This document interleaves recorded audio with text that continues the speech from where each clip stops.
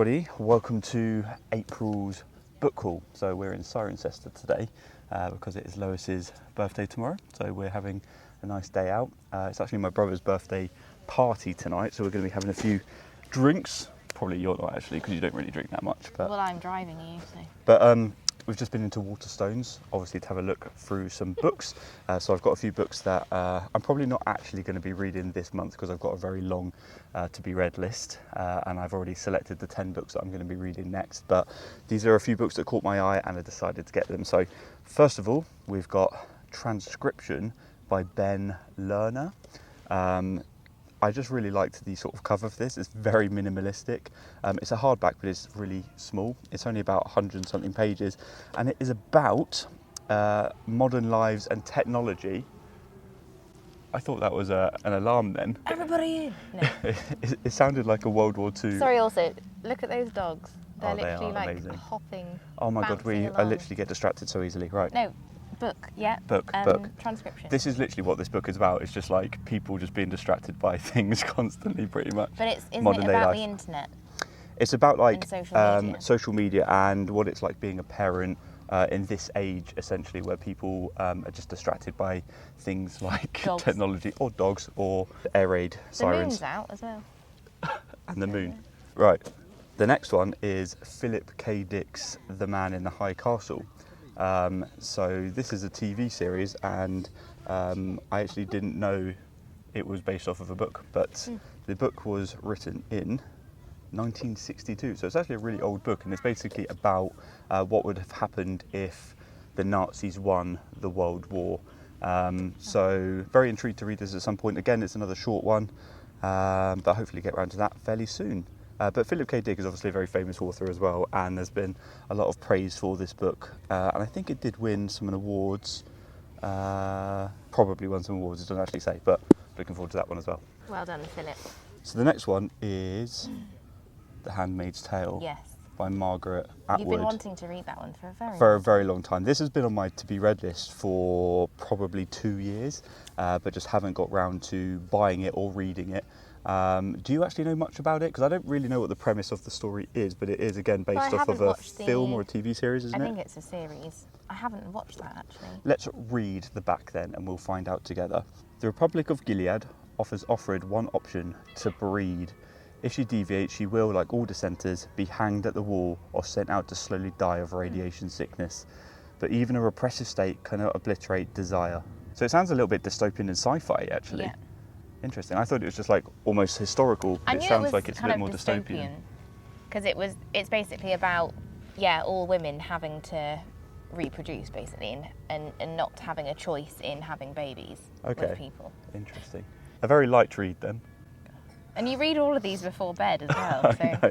And the last book that I got is The Dark Forest by Zisen Liu, and this is the second book in the 3-Body Problem series, which I am currently reading, and I'm only like 40 pages into this and absolutely loving it, so I'm already prepping myself for the next book, and that's why I got it. I didn't get any. Because I already have a very long list of But you have books to brought a read. book with you today. Yes. And what book is that? Anxious People. It's a bit of a slow burner for me. Yeah. I don't know if anyone else has. I think somebody that I spoke to And that's has the one that read I it. got you. Yeah, great choice, love. But yeah, it's just taking it's a bit slower than I thought it would be. Bit of a slow burn.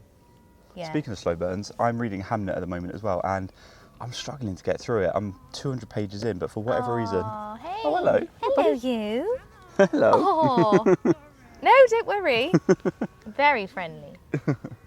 But yeah, I've probably got about 200 pages left of this, so I will get through it at some point, probably finish it next week, and let you know what I think of this. So yeah, those are the 4 books that I got on this book haul. Out of the 4, which one would you choose to read? I'm quite intrigued by this transcription one. Yeah. I might actually start that today. Well, it's quite now. short. But now, right this second. You've got like 5 million books on the go already. I know. So. The Handmaid's Tale, I have been wanting to read it, but I feel like it would be a very emotionally heavy book. Yeah, I think you've got to be in the right headspace to read that. Yeah. Just wishy-washy But, Claire Douglas books instead. I'm joking, Claire Douglas is quite good actually. She is really good. Yeah. She's a good thriller writer. Whoops. Should we soak up a bit of sun and read some books? I'm hot and boiling already. I know, maybe we should actually buy some shade.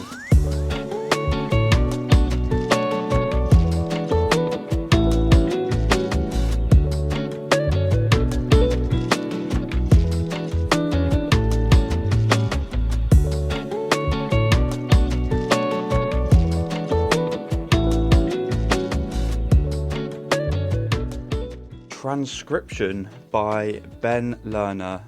This is one of the books that I obviously picked up today. I absolutely love this cover. Just very minimalistic. I love a hardback even when it's a really short story. So this is only 130 pages, I believe.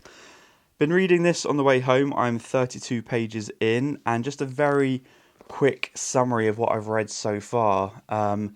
Very interesting. So it's written in first person. A narrator is kind of narrating what he's doing. You don't actually know his name though, but he is on his way to meet up with who I think is his mentor, who is a guy called Thomas, who is in his 90s. And while he is travelling to meet him, he breaks his iPhone. So while he's in the hotel, he drops his phone and suddenly he can't use it. And he suddenly realises just how much he needs his iPhone or his smartphone for everyday life. So to check news, to check in on his family, to see what's going on social media, to take photos of things and share it on social media. He's realising he can't do any of these things, and he's realising that he's kind of having to be forced to live a little bit more in the present while he's on his way to meet Thomas. And he also realises that how much of well, I don't know if he realises, but it highlights how much of an unhealthy attachment he has to his smartphone. And it's when he meets up with this Thomas character that you realise that they're very different. So Thomas is obviously someone who's lived in a different era because he's 90. And they're having a conversation because I think the narrator was planning on doing an interview with Thomas, and obviously can't do it now because he was going to film it on his iPhone. And he's just having a conversation with him, and you realise just Thomas wants to have a normal conversation and wants to know about his family, whereas the narrator is very distracted about the fact that he can't use his phone, and he's constantly wanted to check to see if his phone is working again. So it's very of its time. It's a little bit of a damning indignation. See, I even had to look that up on my phone. So it's a damning indignation of just how much we have to use these rectangular little blocks and just how addictive they are. So I was hoping that I would have Transcription finished by the time this video went live, but yeah, I haven't really had a chance to properly get into it because yesterday was my brother's birthday, and today is Lois's birthday, and we're about to head out for afternoon tea. So I haven't really had a chance to properly dive into it, but I am going to be doing a video at the end of April. So my idea is that I'm going to be doing a reading wrap up at the end of every month where I talk about what I'm currently reading and what I finished reading. So hopefully by the time Thursday comes around, I would have finished this and I can talk about it then.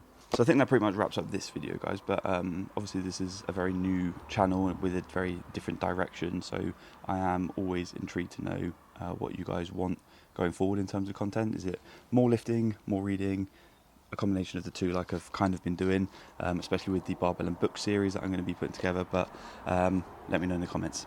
Alright guys, happy reading, see you soon.